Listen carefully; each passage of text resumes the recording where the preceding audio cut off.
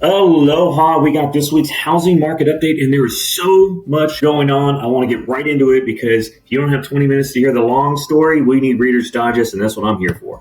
All right, prices up. Inventory still down. Rates finally in the green. Rates are down. We'll get into that in just a second. Big news that happened this week. The Fed met this week. We have one more meeting left this year. They decided to hold firm on their short-term rates. We're still between 5 and 5.25. Home prices continue to appreciate. We had a couple reports. We'll go over them. Job growth, that shows signs of slowing. And we've been waiting on this. The question is this a blip or is this the beginning of a trend in the right direction for jobs? Sitzer-Burnett buyer-broker lawsuit. It reminds me of a Dr. Zeus book. But this lawsuit is going to change. It is absolutely going to change the real estate industry. It's too soon to tell exactly how. We have some time before the final, basically, verdict it comes down because this is an appeal. There's going to be an appeal process, but we'll get into that as well because that is a big deal. All right. First off, Mr. Fed Chair, did you know he's the same age as me? All right, maybe he's not. But I know that this job has aged him. And Wednesday, the Fed came out and they made a decision not to raise short-term rates. All right, second month in a row where they did it. It was unanimous by all the members of the board to hold tight.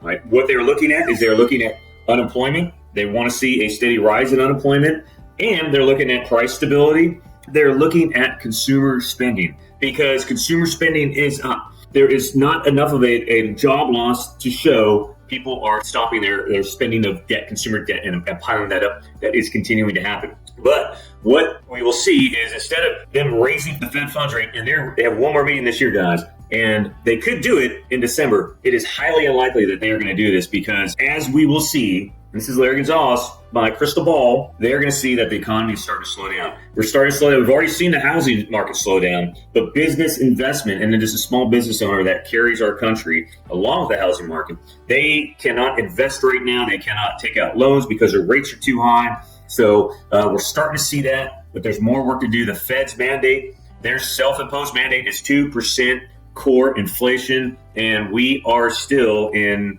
almost twice that. So we're getting down there. We're in the threes, but we're not close enough. So, and that is not going to be a quick turnaround. We're not going to see that happen in a month. It's going to take a year, maybe a year and a half to get down there, barring anything drastic happening to our economy. So more work to do. The Fed doesn't raise the Fed funds rate. And let me tell you, that was really good news for interest rates this week. Although it really was no surprise. But there was other things that came out this week. We had the Case-Shiller Home Price Index, and this is the gold standard for home price appreciation. And for the 7th straight month, we have had home prices increase 0.9% month over month. And this is for the month of August. September and October may be a little slower because our rates got higher September, October. But 7th straight month of increases. And look who's increasing, all right? The West Coast, it's the best coast. San Diego, Seattle, Los Angeles leading the way. And when you think of economies or housing markets that are much like ours, I always say San Diego's as close as it gets. And they are at 1.7% month over month appreciation. Again, this is for the month of August. Nationwide, we're up 5%, over almost 6%.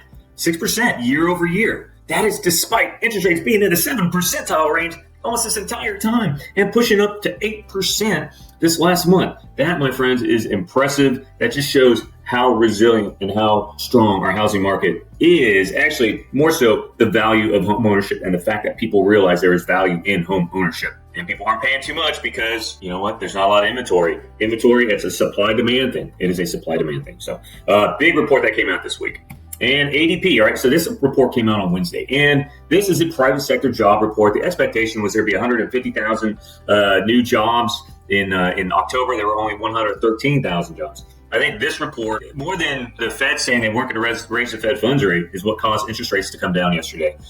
Job growth, though, it's still big enough to support strong consumer spending. So that one of the bad things about this report is, hey, not enough people are losing their jobs. People have jobs. People are going to spend money. Consumer spending will still stay high. But on the converse, we also showed the slowest wage growth in over 2 years. This is for job stayers and for job changers. We came from 5.9% down to 5.7%, and then from 9% down to 8.4% for job changers last month. So that's a big delta. So, and again, this is continued slowdown in wage growth. We need to see that. We need wage growth to be on par with inflation. All right, so let's get into, and before I move on, the report that's going to come out probably before you see this, it will be the Bureau of Labor Statistics Jobs Report. this report and the ADP report more often than not conflict. So this is a good ADP report. Will it be a bad jobs report tomorrow? That really, man, that is a crapshoot. I'm not even going to guess because I don't know anymore. But we will wait and see the numbers. The end last month, unemployment at 3.8%, which is, I think, just the same as it was the previous month. Still steady low. So if we see unemployment go up to, say, maybe 4%, then it's off to the races, folks, for interest rates. We'll see where that takes us. But let's talk about real quick, Sitzer-Burnett buyer broker commission lawsuit. Google it. Listen to it. I'm going to give you my Reader's Digest real quick. National Association of Realtors and several other brokerages, real estate brokerages, were sued because basically the seller does not want to pay the buyer's agent commission. And they're basically the jury felt that there was collusion between brokers and National Association of Realtors, which really I don't think there is. But I just don't think that National Association of Realtors and they had a strong enough argument. They could have made a stronger argument, but they didn't, and they were found guilty. And big thing, $1.8 billion in charges or in damages, which the National Association of Realtors doesn't have that money. The brokerages don't have that money, and that could actually go up to $5.36 billion. They just don't have that money, and they're going to need some money to keep this moving forward because they are going to appeal. They've already said that they're going to appeal. But let me tell you, this is going to change the landscape for real estate. It may not change it overnight, but I'd expect to see some changes pretty quickly on how homes are listed on the MLS, and that's the listing system, and how commissions are received. Because, this is a new thing. We've had it where the seller pays, and for those of you who don't know that, when you do a real estate transaction, the seller pays a commission. That commission goes to both the seller's agent and the buyer's agent. A lot of people who haven't bought a house before, and even some who have, think that they are paying their agent's commission. No, it's done by the seller.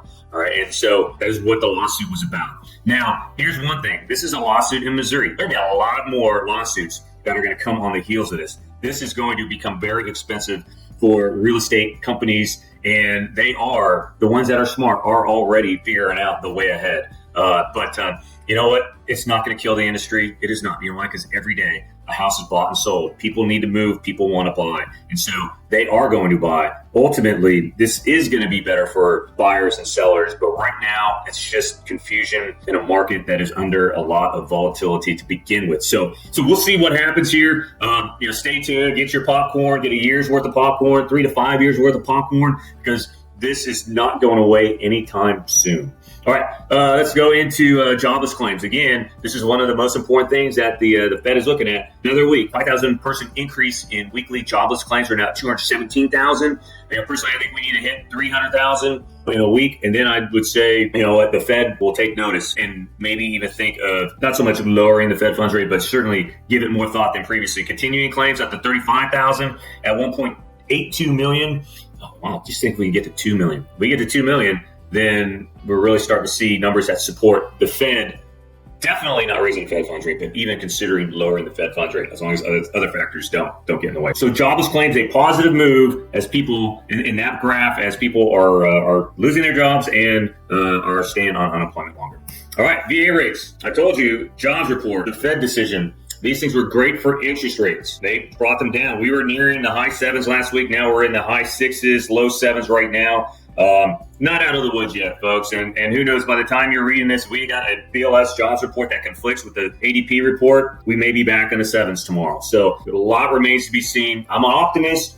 I think that we are going in the right direction. But if you just draw a straight line from basically the March of 2023, you draw a straight line at the bottoms of these rate chart, it's still upward movement. We need the angle on that to decrease and ultimately start to come down. Again, you're looking at January, we were in the mid to high fives. We've gone up 2 percentage points this year. We need to see that come down, and then we will see a housing market that takes off. And what will that mean? Well, that's a great question. For those who have been patient, patience is paying off. But if you haven't gotten to the market and you don't have a pre-approval yet, you know what? You're behind the power curve because you don't have that opportunity to take advantage of what sellers are giving right now. Sellers are giving credit. So inventory has shown signs of increasing, not by much, but with rates coming down, expect that inventory to go down because the homes that do come on the market are going to go quicker. expect to see days on market come down. Sellers, cancellations are still there because some people are still biting off more than they can chew, and then they're waking up from that awesome party celebrating that they're in contract, and then the hangover, in the course of their hangover, they're realizing, oh crap, I can't do this. So cancellations are increasing still.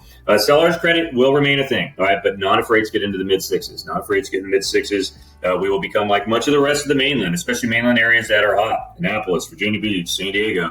There's no seller credits out there, guys. That's straight up competition. All right, we're going to start seeing that competition come back over here. Still a strong seller's market. Expect as rates to come down, I think will be an even stronger seller's market. That's all I have for you this week. Have a great weekend. Enjoy yourselves. It's my birthday month, so I know I'm going to have a good time. We'll talk to you later. Aloha.